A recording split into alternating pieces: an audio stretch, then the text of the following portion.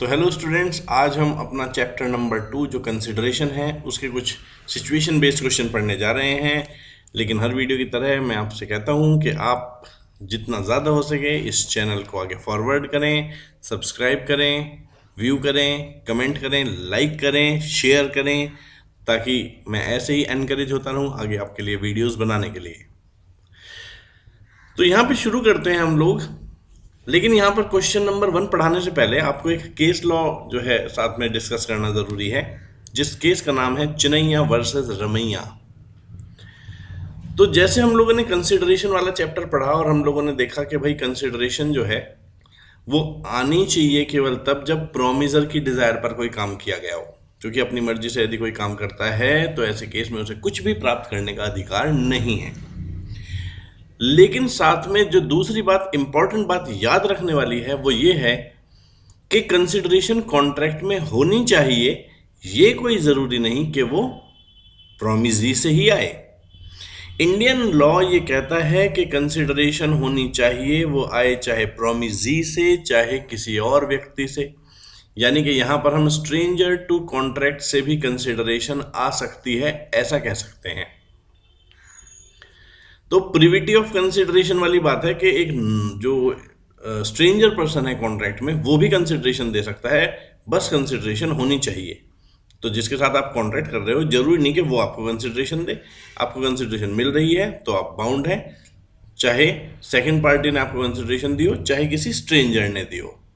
और ये जो फैक्ट है, ये जो इम्पोर्टेंट बात है कि consideration may move from promisee और any other person even from the stranger, इसे हम आसानी से चिनैया वर्सेस रमैया की सहायता से पढ़ सकते हैं।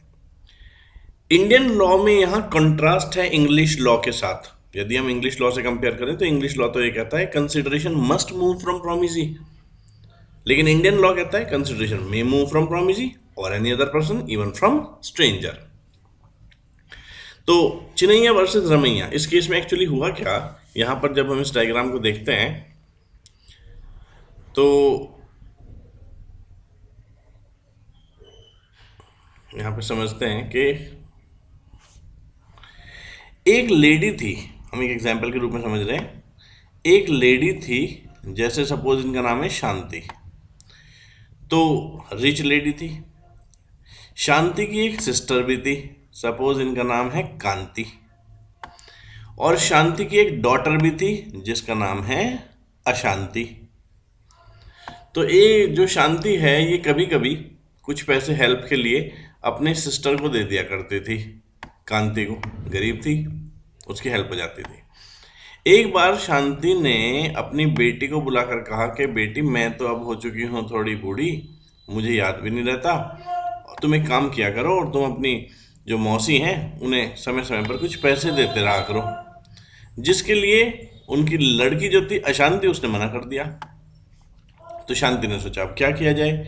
तो शांति ने एक दिन अपनी बेटी को बुलाया, अशांति को, और कहा कि बेटा, यदि मैं अपनी प्रॉपर्टी तुम्हें दे दूं तो क्या तुम अपनी मौसी से वादा करोगे उसे कुछ पैसे नियमित रूप से देने के लिए। तो अशांति ने कहा हाँ, मैं ऐसा करने के लिए तैयार हूं। तो एक कॉन्ट्रैक्ट हुआ शांति और अशांति के बीच में, जिसमें शांति ने अपनी प्रॉपर्टी अशांति को दी ताकि वो अपनी मौसी से कॉन्ट्रैक्ट करे एक रेगुलर अमाउंट ऑफ मनी उन्हें देने के लिए। इस कॉन्ट्रैक्ट के एवज में अशांति ने कॉन्ट्रैक्ट किया अपनी मौसी से, जिसमें उसने वादा किया कि मैं कुछ पेमेंट मंथली या ईयरली अपने मौसी को किया करूंगी। कॉन्ट्रैक्ट हो गया, प्रॉपर्टी अशांति के पास आ गई। अशांति ने भी कॉन्ट्रैक्ट किया कांति से और कुछ पैसे भी देना शुरू कर दिया। लेकिन कुछ समय बाद अशांति ने कांति को पैसे देना बंद कर दिया।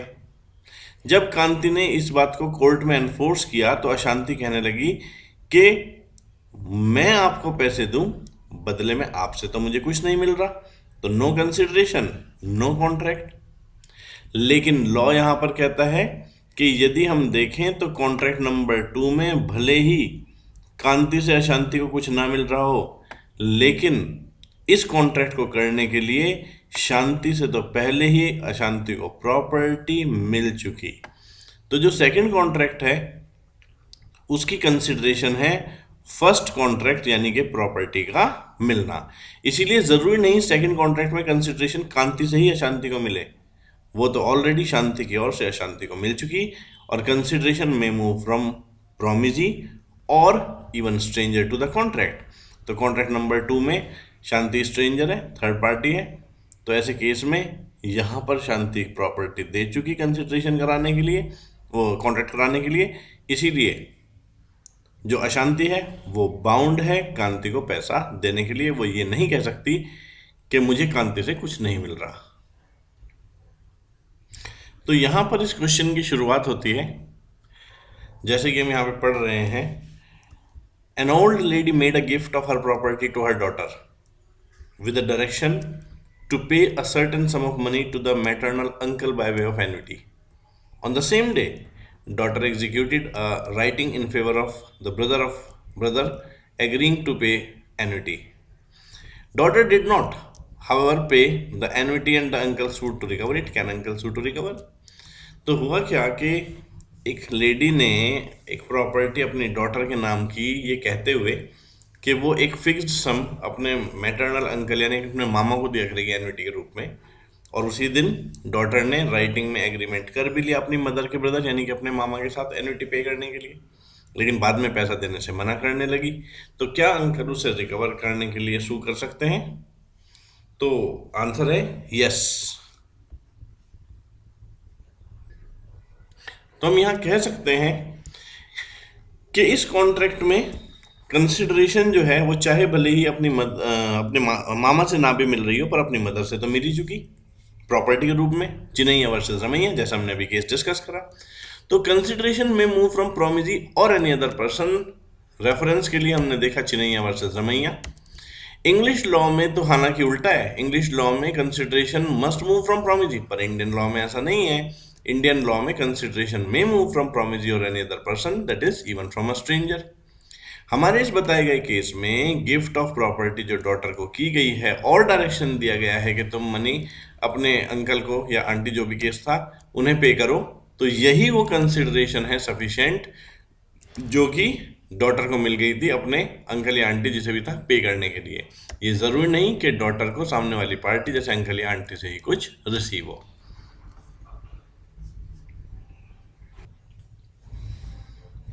क्वेश्चन नंबर 2, अजय ने प्रॉमिस किया भुवन को कि मैं गारंटी करता हूं payment of price of goods जो आप चैतन्य को क्रेडिट पर सेल करेंगे। सवाल ये उठता है कि अजय ने प्रॉमिस किया भुवन को, तो भुवन के लिए कंसिडरेशन हुई अजय का प्रॉमिस, एक एश्योरेंस कि हाँ भाई पैसा मिल जाएगा। अब भुवन की ओर से अजय को इसमें क्या मिल रहा है? तो यदि हम गौर से करें, देखें गौर से, तो अजय प्रॉमिस कर रहा है भुवन को कि मैं गारंटी देता हूं पेमेंट ऑफ प्राइस तुम्हारा हो जाएगा। इसी के बदले तो भुवन ने चैतन्य को गुड्स क्रेडिट पे बेचे, तो अजय के लिए तो यही कंसिडरेशन हो गया कि चैतन्य को गुड्स क्रेडिट पर मिल गए। तो भुवन के लिए अजय का प्रॉमिस कंसिडरेशन, तो अजय के लिए भुवन के द्वारा चैतन्य को क्रेडिट पर गुड्स दे देना कंसिडरेशन। तो यहां पे हम देखते हैं कंसिडरेशन की डेफिनेशन दी गई पहले, when at the desire of promiser, promisee or any other person has done or abstained from doing, does or abstains from doing, promises to do or abstain from doing something, such act or abstinence or promise is called consideration for promise। जब हम इस definition को analyse करते हैं तो हम पाते हैं कि कंसिडरेशन कुछ भी हो सकता है, कोई काम का किया जाना भी हो सकता है, कोई काम का न किया जाना भी हो सकता है। यहाँ पर गुड्स क्रेडिट पर सेल किए गए जो भुवन के द्वारा चैतन्य को, यही हो गए अजय के लिए कंसिडरेशन। क्वेश्चन नंबर 2 का बी पार्ट कहता है, अभिषेक ने प्रॉमिस किया भारती से कि वो केस फाइल नहीं करेगा उसके खिलाफ यदि भारती अभिषेक को 1 लाख रुपए देती है। तो यहां क्या कंसिडरेशन भारती से अभिषेक को मिल रहा है? तो जैसा कि हमने देखा कि कंसिडरेशन की डेफिनेशन ये कहती है कि कंसिडरेशन किसी भी फॉर्म में हो सकती है। कंसिडरेशन हो सकती है किसी काम को किया जाना या किसी काम को न किया जाना भी। इस केस में कंसिडरेशन होगा केस फाइल न किया जाना, तो कंसिडरेशन जो है वो एब्सटेन फ्रॉम डूइंग की फॉर्म में यहां पर मिलेगा। जैसे कि यहां पर हमने देखा, तो abstinence on part of Abhishek would constitute consideration.